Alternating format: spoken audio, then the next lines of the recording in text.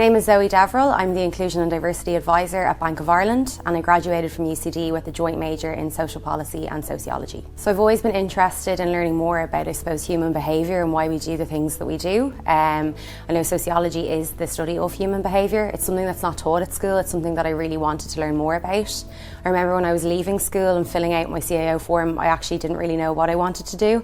And I remember reading about this course and actually thinking, this is the course for me. It's all about people. It's about society at large. It's about kind of traditional gender norms and why things are the way they are. So I wanted to learn more about that.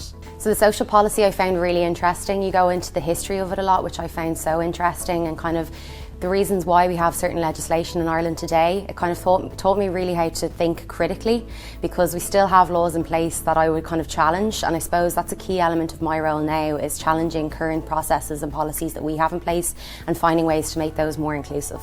So I learned a lot about, I suppose, gender norms, society at large, why we behave the way we do, why things are the way they are. And that would kind of help me a lot in my role currently. As I said, I'd have to critically think about a lot of things and challenge the way things have been done up to a certain point. My kind of pet peeve is when somebody says that's the way things have always been done. I suppose in inclusion and diversity, your job is mainly to challenge that. And the degree in social policy and sociology has really helped me to do that. So my role as inclusion and diversity advisor, I would be responsible for comms. I'd be the main point of contact for employee resource networks. We have 6, so accessibility, gender balance, intergenerational, multicultural, parents and carers, and With Pride, which is our LGBT network.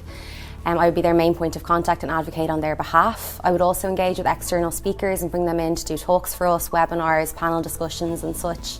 I would also be responsible for managing relationships with external partners and organisations. I think when I was in college, I actually didn't really know where I was going to end up in terms of a role. I don't think my role existed when I was doing this degree, but when I look back now, every single module that I chose, and a lot of the compulsory ones as well, feed into this role really, really nicely. I think if I was to go back in time and talk to my younger self, I would do everything the same again.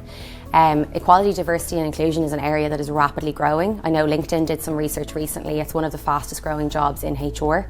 Companies are really putting their money where their mouth is and investing in this area, so I'm excited to see how it will grow. The current BSocSc in social policy and sociology offers students a really structured career pathway. The 3 pathways are work, organisations and people, social work, and society and public service.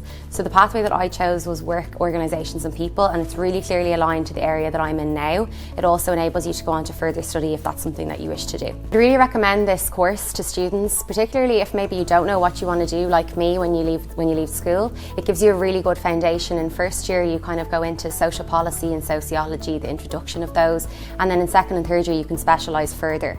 So it enables you to either go on to further study or straight into the workforce depending on your choices.